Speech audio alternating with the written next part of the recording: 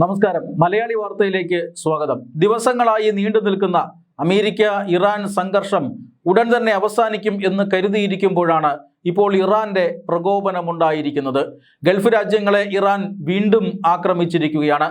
UAE, Qatar, Kuwait എന്നീ രാജ്യങ്ങൾക്ക് നേരെയാണ് ഇപ്പോൾ ഇന്ന് ഉച്ചതിരിഞ്ഞ് ഡ്രോൺ ആക്രമണം നടന്നത്.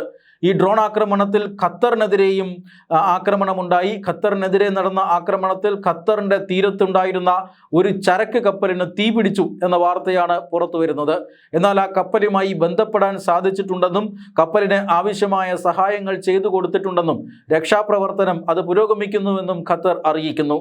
UAE-യിലും കുവൈത്തിലും അതുപോലെ തന്നെ ഖത്തറിലും നടന്ന ആക്രമണങ്ങൾ, ആ ആക്രമണങ്ങളിൽ ആർക്കും പരിക്കില്ല എന്നത് ആശ്വാസകരമായ കാര്യമാണ്. പക്ഷെ വീണ്ടും ആക്രമണം നടന്നു എന്നുള്ളത് വലിയ ആശങ്ക സൃഷ്ടിക്കുന്നതാണ്. സംഘർഷം, ഈ ഉപരോധങ്ങളും അതുപോലെ തന്നെ മറ്റ് വെല്ലുവിളികളുമൊക്കെ പുറത്ത് നടക്കുന്നുണ്ട്. അതോടൊപ്പം തന്നെ ഹോർമൂസ് കടലിടുക്ക് അടഞ്ഞു കിടക്കുകയും ചെയ്യുന്നുണ്ട്. പക്ഷേ എങ്കിലും രണ്ട് രാജ്യങ്ങൾ തമ്മിലുള്ള സംഘർഷം ഉണ്ടാകുന്നില്ല എന്നുള്ളത് ഒരു വലിയ ആശ്വാസമായിരുന്നു.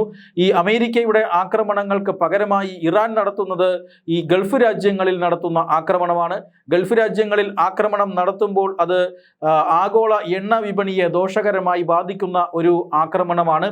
എന്നാൽ വെടിനിർത്തൽ ഉണ്ടായതിനു ശേഷം അത്തരത്തിലുള്ള ആക്രമണങ്ങളെല്ലാം നിർത്തിവച്ചിരിക്കുകയായിരുന്നു ഇരു രാജ്യങ്ങളും. അമേരിക്കയും ഇസ്രായേലും ഇപ്പോൾ ഇറാനെ ആക്രമിക്കുന്നില്ല. പകരം ഇറാൻ ഗൾഫ് രാജ്യങ്ങളെയും ആക്രമിക്കുന്നത് നിർത്തിവരികയായിരുന്നു. ഗൾഫിൽ ജനജീവിതം പാടെ സ്തംഭിച്ച സാഹചര്യം ഉണ്ടായിരുന്നു. എന്നാൽ ഈ ആക്രമണ ഭീഷണിയൊക്കെ ഒഴിഞ്ഞ് ഗൾഫിൽ ഇപ്പോൾ സാധാരണ രീതിയിലാകുന്നു. അവിടെ മുന്നറിയിപ്പുകളെല്ലാം പിൻവലിക്കുന്നു. അതിനുശേഷം സ്കൂളുകളും മറ്റ് ഓഫീസുകളും എല്ലാം തുറന്നു പ്രവർത്തിക്കുന്നു. വിമാനത്താവളങ്ങൾ തുറന്നു പ്രവർത്തിക്കുന്ന സാഹചര്യമുണ്ട്. ഈ സാഹചര്യത്തിലാണ് വീണ്ടും ഇറാൻ ഗൾഫ് മേഖലകളിൽ ആക്രമണം നടത്തിയിരിക്കുന്നത്. ഇന്ന് രാവിലെ ഇറാന്റെ സൈന്യം അത്തരമൊരു മുന്നറിയിപ്പ് നൽകിയിരുന്നതാണ്. അമേരിക്കൻ കേന്ദ്രങ്ങൾക്ക് നേരെ ഞങ്ങൾ മിസൈലുകളും ഡ്രോണുകളും എല്ലാം തിരിച്ചു വെച്ച് ലോക്ക് ചെയ്തിരിക്കുകയാണ്. സർക്കാരിൻ്റെ അല്ലെങ്കിൽ ഭരണകൂടത്തിൻ്റെ ഓർഡറിനായി കാത്തിരിക്കുകയാണ്. ആ ഉത്തരവ് വന്നാൽ ആക്രമണം തുടങ്ങും എന്ന് IRGC പറഞ്ഞു വച്ചിരുന്നു. ഇങ്ങനെ ഒരു ആക്രമണം നടത്താനുള്ള കാരണം കഴിഞ്ഞ ദിവസങ്ങളിൽ ഹോർമൂസിലുണ്ടായ സംഘർഷമാണ് എന്ന് കരുതപ്പെടുന്നു. ഹോർമൂസ് കടലിടുക്ക് അടഞ്ഞു കിടക്കുകയാണ്. അതുവഴി കപ്പലുകൾ ഇറാൻ കടത്തിവിടുന്നില്ല. മൈനുകൾ പാകിക്കൊണ്ട് ഇറാന്റെ സൈന്യമായ IRGC അവിടെ കാവൽ നിൽക്കുകയാണ്. അതുവഴി ഏതെങ്കിലും കപ്പലുകൾ മുമ്പോട്ട് പോയാൽ അത് ആ കപ്പലുകൾക്ക് നേരെ വെടിവെക്കുന്ന സാഹചര്യമുണ്ട്. മിസൈൽ ആക്രമണവും ഇറാൻ നടത്തുന്നുണ്ട്. ഈ സാഹചര്യത്തിലാണ് അമേരിക്കൻ കപ്പലുകൾ ഹോർമൂസ് കടലിടുക്ക് കടന്നത്. ബലം പ്രയോഗിച്ച് അമേരിക്കയുടെ ഡിസ്ട്രോയർ കപ്പലുകളും മറ്റും ഹോർമൂസ് കടലിടുക്ക് കടന്നിരുന്നു. ഇതിനെതിരെ ഇറാൻ ആക്രമണം നടത്തി. ഇറാന്റെ ഗൺബോട്ടുകൾ അമേരിക്കൻ കപ്പലുകളെ ആക്രമിച്ചു. ഇറാൻ ഡ്രോൺ ആക്രമണവും മിസൈൽ ആക്രമണവും അമേരിക്കൻ കപ്പലുകൾക്ക് നേരെ നടത്തി. പക്ഷേ ഇതെല്ലാം ആകാശത്ത് വെച്ച് പരാജയപ്പെടുത്തി എന്നാണ് ട്രംപ് അവകാശപ്പെട്ടത്. അങ്ങനെ വിജയകരമായി അമേരിക്കൻ കപ്പലുകൾ ഒരു സംഘർഷത്തിനൊടുവിൽ ഹോർമൂസ് കടലിലേക്ക് കടന്നിരുന്നു കഴിഞ്ഞ ദിവസം. ഈ സംഘർഷത്തിന്റെ തിരിച്ചടിയാണ് ഇപ്പോൾ ഇറാൻ ഗൾഫ് രാജ്യങ്ങളിൽ നടത്തിയിരിക്കുന്നത് എന്നാണ് സൂചന. ആൾനാശങ്ങൾ ഇല്ലാതെ ഒരു മുന്നറിയിപ്പ് എന്ന നിലയിലാണ് ഇറാൻ ഈ ഒരു ആക്രമണം നടത്തിയിരിക്കുന്നത്. ഇറാന് മേൽ അമേരിക്കയോ അതുപോലെ തന്നെ ഇസ്രായേലോ ഈ വെടിനിർത്തൽ പ്രഖ്യാപിച്ചതിന് ശേഷം ആക്രമണം നടത്തിയിട്ടില്ല. ആകെ ഉണ്ടായത് കപ്പലുകൾ മുന്നോട്ടെടുത്തതാണ്. ആ സമയത്ത് ഇറാന്റെ ഗൺബോട്ടുകൾ ഈ കപ്പലുകൾക്ക് നേരെ ആക്രമണം നടത്തി. അതിന് തിരിച്ചടി നൽകുക മാത്രമാണ് അമേരിക്ക ചെയ്തത്. പക്ഷേ അതിന് തിരിച്ചടി എന്നോളമാണ് ഇപ്പോൾ ഇറാൻ ഗൾഫ് രാജ്യങ്ങളെ ആക്രമിച്ചിരിക്കുന്നത്. നേരത്തെ അതിശക്തമായ ആക്രമണം അമേരിക്കയും അതുപോലെ തന്നെ ഇസ്രായേലും ഇറാന് നേരെ നടത്തിയിരുന്നു യുദ്ധത്തിൻ്റെ ആദ്യ ദിവസങ്ങളിൽ.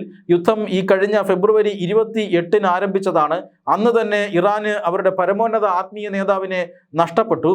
അങ്ങനെ ആ രീതിയിൽ കനത്ത ആക്രമണം കുറേ നാൾ നടത്തുന്നു. അതിനുശേഷം വെടിനിർത്തൽ പ്രാബല്യത്തിൽ വരുന്നു.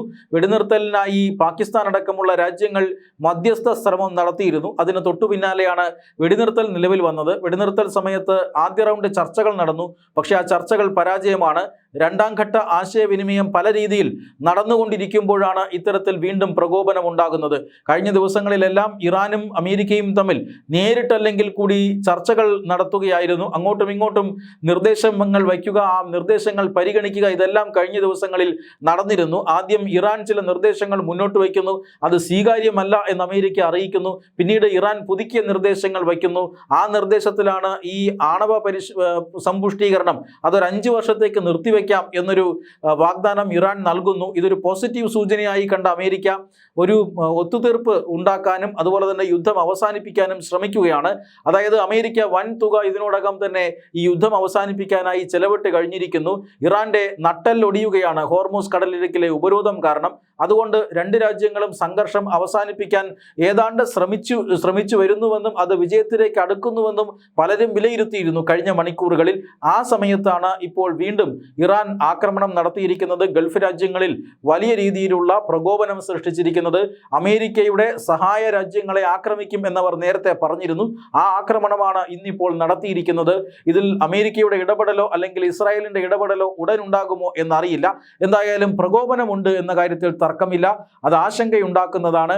ഹോർമൂസ് കടലിടുക്കിലൂടെയുള്ള കപ്പൽ ഗതാഗതം നടക്കുന്നില്ല എങ്കിൽ കൂടി അവിടെ പശ്ചിമേഷ്യ സമാധാനപരമായി പോവുകയായിരുന്നു കഴിഞ്ഞ ഏതാനും മണിക്കൂറുകൾ. ഒരു കാര്യം ഉറപ്പിച്ചു പറയാം, ആ സമാധാനത്തിന് ഇപ്പോൾ ഭംഗം വരുത്തിയിരിക്കുന്നത് ഇറാനാണ്. ഗൾഫ് രാജ്യങ്ങളെ ആക്രമിച്ചുകൊണ്ടാണ് ഇറാൻ ഇപ്പോൾ വലിയ പ്രകോപനം സൃഷ്ടിച്ചിരിക്കുന്നത്.